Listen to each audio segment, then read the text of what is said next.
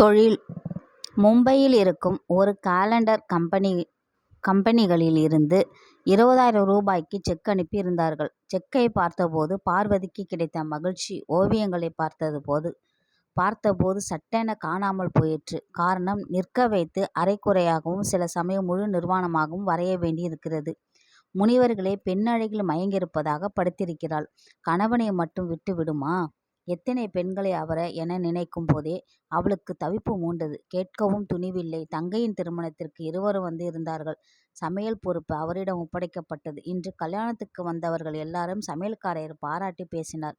ஆனால் அவரவர் வீட்டில் இருந்து எடுத்து வந்த ரசம் சாதம் சாப்பிட்டு கொண்டிருந்தார்.